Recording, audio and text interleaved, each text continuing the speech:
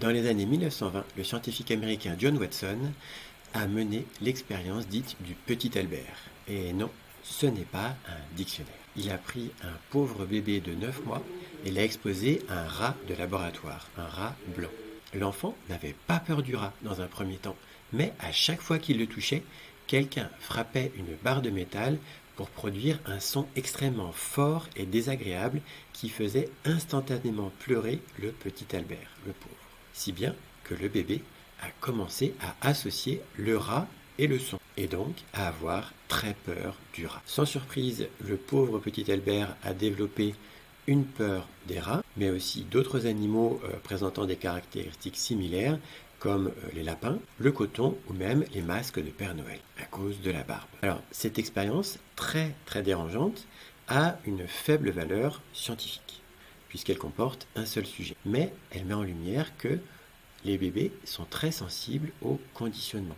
C'est l'association entre deux stimuli, le toucher du rat et le son désagréable. Et cette expérience a aussi donné l'idée à une autre scientifique, Mary Cover. Elle s'est dit, plutôt que d'utiliser ce concept de conditionnement pour créer des peurs chez les enfants, est-ce qu'on pourrait l'utiliser plutôt pour guérir les phobies?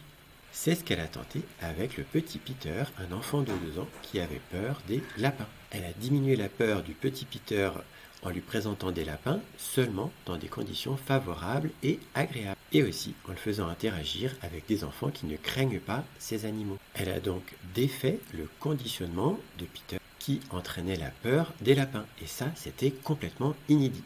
Mary Cover est maintenant considérée comme l'une des mères de la psychologie comportementale. Alors personnellement, je n'aime pas du tout ce terme de conditionnement. Ce mot me fait penser à des expériences comme celle du petit Albert qui sont pratiquées au mépris de tout respect de la personne humaine.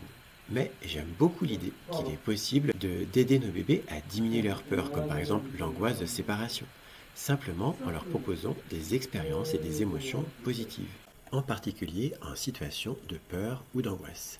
Ça demande beaucoup de douceur, beaucoup de temps et beaucoup d'amour, mais c'est possible. Je suis Emmanuel Bouvier, consultant sommeil bébé, et je suis spécialiste du sommeil des bébés allaités.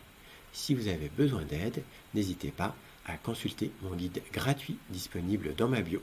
À bientôt.